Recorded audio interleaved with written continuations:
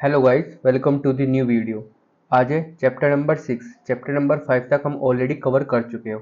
तो जो बंदे भी डायरेक्टली चैप्टर नंबर 6 से स्टार्टिंग कर रहे हो या चैप्टर नंबर 6 से ही वीडियो को देख रहे हैं, तो सबसे पहले वो जाके चैप्टर नंबर 1, 2, 3, 4 इन चैप्टर्स को कवर करें। या जिन बंदे को ऑलरेडी सेटअप हो रखा है या जिन बंदों को ऑलरेडी चैप्टर नंबर 5 तक बेसिक्स या सब चीज़ें कवर है, तो वो डायरेक्टली स्टार्ट कर सकता है चैप्टर नंबर 6 से। तो आज अपना चैप्टर नंबर 6, चैप्टर नंबर 7 की वीडियो नेक्स्ट आने वाली है। तो चैप्टर नंबर 6 तक हम कैसे रोड मैप हमारा क्या है मैं आपको एक बार दिखा देता हूँ। तो ये हमारा रोड मैप है। अभी आप भी इसको एक्सेस कर सकते हो यहाँ से। जब आप पाइथन पर क्लिक करोगे तो आप यहाँ से इसको एक्सेस कर सकते हो रोड मैप को। जब हम रोड मैप देखते हैं तो हमने अभी तक क्या कवर कर चुके हैं। वीक 1 हम कवर कर चुके हैं। वीक 1 के अंदर हम आज ये करने वाले हैं कंडीशन स्टेटमेंट एंड लूप्स के बारे में। कंडीशनल स्टेटमेंट्स क्या होती है, इफ एल्स और इफ एल्स, एंड फिर उसके बाद लूप्स करेंगे। और उसके बाद हम लिस्ट के छोटे मोटे क्वेश्चंस होंगे, बहुत बेसिक से होंगे, वो करेंगे। फिर एक प्रैक्टिस को सेट हो जाएगा। तो आपका वीक 1 कंप्लीट हो जाएगा। उसके बाद है वीक 2। वीक टू के अंदर हम क्या करने वाले, डेटा स्ट्रक्चर्स और फंक्शंस के बारे में बात करेंगे। और वीक 2 जब हमारा कंप्लीट हो जाएगा, देन हम वीक 3 थोड़ा एडवांस कॉन्सेप्ट पर चले जाएंगे, फाइल्स एंड ऑब्जेक्ट ओरिएंटेड चीज़ों पर। जब ये हमारा कंप्लीट हो जाएगा तो वीक 4 के बाद आप थोड़े एडवांस लेवल पर आ जाओगे। एडवांस लेवल का मतलब है कि हम इसमें इंपोर्ट्स करेंगे मॉड्यूल्स को, उसके थ्रू कुछ प्रोग्राम्स बनाएंगे, कुछ एडवांस तो प्रोजेक्ट्स बनाएंगे, या प्रोग्राम्स बोल सकते हैं, प्रोजेक्ट्स बनाएंगे। एंड देन लास्ट में हमारा वीक 5 पर है डेटा कनेक्टिविटी। फिर इसको हम डेटा के साथ कनेक्शंस करेंगे, फिर प्रोजेक्ट्स बनाएंगे। क्योंकि जब जितने ज़्यादा हम प्रोजेक्ट्स बनाएंगे उतना ज़्यादा हमारा कॉन्सेप्ट अच्छे से कवर हो जाएगा। अगर हम डायरेक्टली बस इनको छोटे छोटे कोड्स पर हम ही करेंगे इनकी प्रैक्टिस, तो ज़्यादा कोड अच्छे से या ज़्यादा हमारा अंडरस्टैंडिंग नहीं बन पाएंगी। तो हमें क्या करना पड़ेगा, जब हमारा कुछ बेसिक कॉन्सेप्ट क्लियर हो जाएंगे उसके बाद हम क्या करेंगे, कुछ प्रोजेक्ट्स को बनाएंगे। तो उसके बाद में हम इनकी प्रैक्टिस करेंगे। लास्ट हमारा वर्किंग विद लाइब्रेरीज। तो 36 डे के बाद हम इन पर कवर करेंगे और फिर हमारा लास्ट हो जाएगा ये। तो वीक 7 तक हम अपना चलने वाले हैं। तो वीक 1 ऑलमोस्ट आज अपना कंप्लीट हो जाएगा। तो अगर आप वीक 2 और वीक 3 कवर कर लोगे तो आप पाइथन के अंदर बेसिक और थोड़ा उसके कॉन्सेप्ट को समझ जाओगे। तो आज है अपना chapter number 6, control statements. Control statements actual में होता क्या है। कंट्रोल स्टेटमेंट से आपको समझ पा रहे होगे कि ये कंट्रोल कर रहे हैं प्रोग्राम्स को। जैसे हमारा कोई प्रोग्राम है ये, ठीक है, नंबर ऑफ स्टेटमेंट्स हमारे पास लिखी हुई है। तो हमने क्या करना है कि एक सीक्वेंस में हमारा प्रोग्राम चलता है, हम इसको कंट्रोल करना चाह रहे हैं कि हम ये वाले स्टेटमेंट कब चलाना चाह रहे हैं। ये वाले स्टेटमेंट चलाने के बाद लूप्स को हमारे प्रोग्राम को बाहर आने को बोल रहे हैं। तो हम कंट्रोल करना चाह रहे हैं स्टेटमेंट्स को, इसलिए इसको बोलते हैं कंट्रोलिंग स्टेटमेंट्स। तो एक्चुअली में हम कंट्रोल कर रहे हैं स्ट्रक्चर्स को या कंट्रोल कर रहे हैं स्टेटमेंट्स को। तो हम इसके किस किस के थ्रू कर सकते हैं। एक तो हमारी कंडीशंस होती है इफ एल्स वाली। एक हम लूप लूप क्यों यूज़ करते हैं, किसी चीज़ को हम नंबर ऑफ टाइम रिपीट करना चाह रहे हैं तो हम उसको क्या कर रहे हैं, लूप लूप करना चाह रहे हैं उस कोड को या उस पार्ट ऑफ लाइन्स को। तो सबसे पहले हम चलते हैं अपने आज के इसमें कंडीशन स्टेटमेंट्स पर। In this chapter, we will dive into the control statement, focusing on the condition statements. Condition statements actual में होती क्या हमारी, ये क्वेश्चन आ सकता है आपके पास इंटरव्यूज में। If, else, if, loops, else, loops, for loop and while loops, and the powerful technique for the list comparison, compensation. By the end of this, you will have a whole understanding how to control the flow of your program. जो मैंने आपको बताया कि हम इसमें control को flow, जो हमारा फ्लो है प्रोग्राम्स का, उसको कंट्रोल कर रहे हैं। तो in the end of this chapter you will understand and you will have an command कि आप कैसे कंट्रोल कर सकते हैं अपने कोड को। सबसे पहले हम चलते हैं इफ स्टेटमेंट के साथ। आई थिंक आपको इफ और एंड इस if else and else if का ऑलरेडी समझ आ चुका होगा, क्योंकि आपने अगर अदर लैंग्वेज की होगी, C++, जावा, इनमें से कोई भी आपने की होगी पहले, तो आपको इनके बारे में पता होगा। अगर नहीं पता है तब भी आपको ये समझ में आ जाएगा, बहुत ईजी वे में आपको समझाने वाला हूँ। ये अपना एक छोटा सा कोड है, ठीक है। इसको मैं यहाँ पर कॉपी पेस्ट, पहले मैं आपको यहाँ पर समझा देता हूँ कैसे इसका फ्लो होने वाला है। लाइक अगर मैं आपको बोलता हूँ कि एक पर्सन आप हो, ठीक है, और एक फॉर्म है, आपकी एज है आपकी एज है 19, ठीक है, और एक फॉर्म है उसके अंदर आपको बोला हुआ है कि आप तभी भर सकते हो उसको जब आप अडल्ट होगे। अडल्ट मतलब जब आप 18 प्लस होंगे तभी आप इस फॉर्म को भर सकते हो, ठीक है। तो इस फॉर्म के लिए क्या कंडीशन आ गई, इफ अगर आप 18 से ज़्यादा के होंगे ना, 18 से ज़्यादा के होंगे, ठीक है, 18 से ज़्यादा के होंगे या उसके इक्वल भी होंगे तब आप इस फॉर्म को भर सकते हो। आप तो हो 19 ईयर ओल्ड हो तो आप इस फॉर्म को भर सकते हो। तो इसमें हम कैसे कंडीशन लगाइए, ये वाली हमारी कंडीशन है कि आप कोई काम करना चाह रहे हो बट उसमें हमें सबसे पहले कंडीशन फिल करनी पड़ेगी, इफ़ वाली। इफ़ अगर ऐसा हो तब ये हो जाए, अदरवाइज नहीं होए। तो हम ये वाला जो कोड है अपना, इसमें मैं क्या किया हुआ है हमने, इसमें हमने किया है एक वेरिएबल लिया हुआ है, ठीक है। वेरिएबल्स हमने उसके अंदर एज को एज असाइन किया हुआ है इस वेरिएबल्स को, लाइक ये हमारा वेरिएबल्स है एक, ओके जस्ट अ मोमेंट, ये हमारा एक वेरिएबल है एज, ठीक है। एज को हमने क्या असाइन किया हुआ है, एज को हमने किया हुआ है 20, ठीक है। 20 के बाद अब हम उसमें क्या देखना चाह रहे हैं, मैं आपको कोड कॉपी करके पेस्ट करके यहाँ पर दिखाई देता हूँ। अब यहाँ पर आपको समझ में आ जाएगा, एज को हमने 20 असाइन कर दिया है। अगर एज हमारी 18 से ज़्यादा होगी तो वो प्रिंट करेगा अडल्ट को। इसमें हमने एल्स वाली स्टेटमेंट नहीं लगाया है क्योंकि अभी इफ़ वाली कंडीशन ही हम चेक करना चाह रहे हैं। इसका आपको समझ आ गया होगा, ग्रेटर देन और इक्वल टू, यानी कि 18 के ग्रेटर देन होनी चाहिए या फिर उससे ज़्यादा हो सकती है। अब ये लाइन आपको समझ आई होगी नहीं, मुझे नहीं पता, मैं आपको फिर भी एक बता देता हूँ कि इसको मैंने इधर क्यों लिखा हुआ है। इसको बोलते हैं इंटेंटेशन, ठीक है। इसको एक्चुअली मीनिंग क्या होता है कि जब भी एक इंटेंटेशन का मतलब है कि जब हमारी ये वाली कंडीशन फुलफिल हो जाएगी, हम नॉर्मली क्या करते थे जावा के अंदर या किसी और लैंग्वेज के अंदर, हम ये ब्रैकेट कर्ली ब्रैकेट यूज करते हैं, ठीक है। उस कर्ली ब्रैकेट के अंदर क्या होता है कि वो जो कोड होता है उस कोड को रन करता है। बट हम इसके अंदर पाइथन के अंदर हम ये ब्लॉक्स यूज करने के लिए कर्ली ब्रेसेस नहीं यूज करते, हम इंटेंटेशन यूज करते हैं।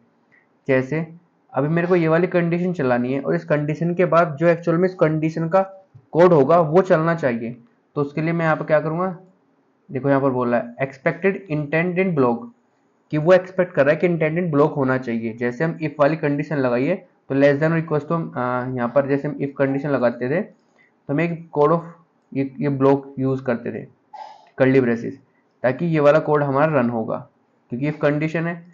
सेम यहाँ पर भी हमें इंटेंटेशन यूज करनी पड़ेगी। इंटेंटेशन से क्या होगा कि ये इसको समझ आ जाएगा कि ये इस इफ का ब्लॉक है, इसको ही रन करना है। अब हम इसको रन करते हैं एंड देन फिर हम चेक करते हैं, okay invalid syntax, I think indentation को ही बोल रहा है। ओके इसको भी चेक करते हैं हम, इनवैलिड सिंटेक्स, ये सिंटेक्स क्यों एरर दे रहा है भाई। यहाँ पर इसको 18 किया, greater than equals to,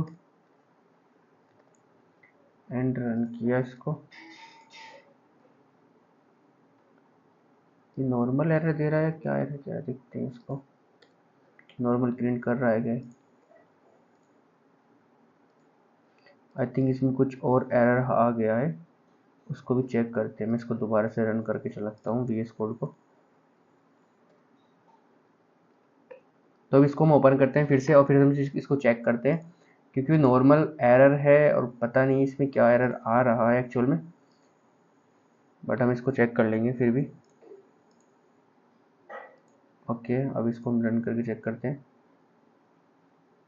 okay अभी चल रहा है, तो हम इसको अनकमेंट कर देते हैं एंड देन इसको हम एंटर किया, रन किया।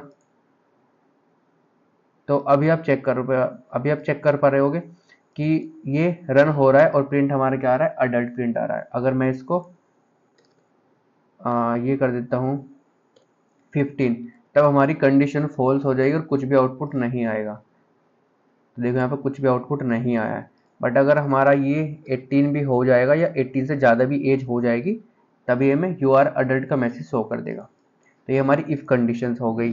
अब हम बात करते हैं इफ कंडीशन के बाद एल्स। सेम एल्स का भी हमारा ऐसा ही कॉन्सेप्ट है। अगर हम मल्टीपल्स कंडीशंस को रन करना चाह रहे हैं, इफ 18 होगी तो ये प्रिंट करे, अगर वो 13 से ज़्यादा है तो टीनेजर में काउंट हो जाए, नहीं तो फिर वो क्या प्रिंट करे, चाइल्ड प्रिंट करे। 18 से ज़्यादा है तो ये प्रिंट करेगा। मैं इस कोड को थोड़ा करेक्ट कर देता हूँ। हमने एज इनपुट करा रखी है 16, या तो हम इसको रन टाइम पर भी इनपुट कर सकते हैं या फिर हम यहाँ पर भी इनपुट कर सकते हैं। तो अभी एज हमारी 16 है, 16 पे क्या आएगा, अगर 18 से ज़्यादा है तो अडल्ट आएगा, 13 से ज़्यादा है तो वो टीनेजर में आएगा, अगर उससे भी कम है तो वो चाइल्ड में आ जाएगा। मतलब कि क्या, अगर कोई भी यूज़र 18 से बड़ा होगा तो वो टीनेजर, 13 से बड़ा है टीनेजर में होगा, अदरवाइज वो चाइल्ड आएगा। तो इसकी आउटपुट क्या आने वाली है, 16 क्या है हमारा, ये वाली कंडीशन फॉल्स हो जाएगी, हमारा इस वाली कंडीशन में आ जाएगा वो, एल्स इफ वाली में, तो वो टीनेजर हो जाएगा। अगर मैं यहाँ पर उसको लिख देता हूँ 5, देन ये हमारा चाइल्ड में आ जाएगा। तो ये इफ एल्स वाली कंडीशंस थी, एल्स इफ के साथ। लूप का एक्चुअल में मीनिंग क्या होता है, लूप किसी चीज को रिपीटेशन ऑफ कोड करना। तो ये हमारे पास एक लिस्ट है, ठीक है, फ्रूट्स की, इसको हमें रन टाइम पर इसके हमें एलिमेंट्स को एक्सेस करना है। तो हम क्या करेंगे, इसके एलिमेंट को एक्सेस करने के लिए एक लूप यूज कर लेंगे हम। वैसे अगर इसके एलिमेंट्स को एक्सेस करना पड़ेगा तो हमें एक एलिमेंट, दो एलिमेंट, तीन एलिमेंट, उसके लिए मल्टीपल टाइम ऑफ कोड लिखना पड़ेगा। बट अगर हमें इसको एक ही साथ एक्सेस करना है तो हम एक लूप लगा देंगे, यहाँ से स्टार्टिंग करेंगे और यहाँ तक इसको रन करा देंगे। तो वो लूप क्या करेगा, सारे के सारे एलिमेंट्स को इसका एक्सेस कर लेगा वो। यानी कि यहाँ से, जैसे ये हमारा एक स्ट्रिंग है, लिस्ट है, तो यहाँ से एलिमेंट को एक्सेस करना शुरू करेगा, जहाँ तक हम इसको बोलते हैं वहाँ तक इसको एक्सेस कर लेगा एलिमेंट्स को। अभी इसको रन करते हैं, तो इसने तीनों की तीनों एलिमेंट्स को एक्सेस किया और उसने प्रिंट करा दिया। यहाँ पर भी हमने इंडेंटेशन यूज किया हुआ है क्योंकि ये ब्लॉक ऑफ कोड हमने रन करना है। तो अगर हमें यहाँ पर हम कुछ भी यूज कर सकते हैं, जैसे हमारा फॉर लूप हम जावा के अंदर यूज करते थे, इंटीजर आई, इंटीजर जे, कुछ भी वेरिएबल्स नेम यूज करते थे। तो यहाँ पर हमने फ्रूट्स नेम यूज किया हुआ है, तो हम अपनी मर्जी से कुछ भी यहाँ पर यूज कर सकते हैं। और ये हमारा लिस्ट का नेम आने वाला है और फिर उसको प्रिंट कर देगा। तो ये लूप हमारा तब तक चलेगा जब तक इसको last end of the element नहीं मिल जाएगा। जब तक मिलता रहेगा तब तक चलता रहेगा, जब इसको नहीं मिलेगा तभी एंड ऑफ लूप हो जाएगा और यहाँ से बाहर निकल जाएगा। तो ये तो अपना लूप का था। और ये वाइल लूप है, वाइल लूप हमारा सिमिलर है जैसे हमारा जावा के अंदर था। एक यहाँ से हमने वाइल लूप को स्टार्ट किया है। एक सबसे पहले हम एक वेरिएबल्स को डिफाइन कर लेंगे, काउंट्स को, उसके बाद हम क्या करेंगे, वाइल लूप, वाइल कीवर्ड के थ्रू वाइल लूप यूज करते हैं। While loop run as long as the specific condition is true. So while loop ये तब तक चलेगा, और फॉर लूप कब तक चलेगा ये मैं बताता हूँ, ये आपको मैं बता देता हूँ। For loop is used to iterate over a sequence like list, tuples and the string and execute a block of code each item in the sequence। ये सारे के सारे एलिमेंट्स को जो सीक्वेंस में है उनको एक्सेस करेगा और उनको रन करेगा। बट वाइल लूप के साथ ऐसा नहीं है। वाइल लूप कब चलेगा हमारा, वाइल लूप तब तक चलेगा जब तक हमारी कंडीशंस ट्रू है। कंडीशंस फॉल्स होने के बाद वो इटरेशंस को बंद कर देगा। ये हमारा काउंट हो गया, यहाँ से हमने स्टार्ट किया, प्रिंट करा दिया, ठीक है। जस्ट ए मोमेंट, मैं आपको यहाँ पर आपको दिखा देता हूँ कैसे इसको,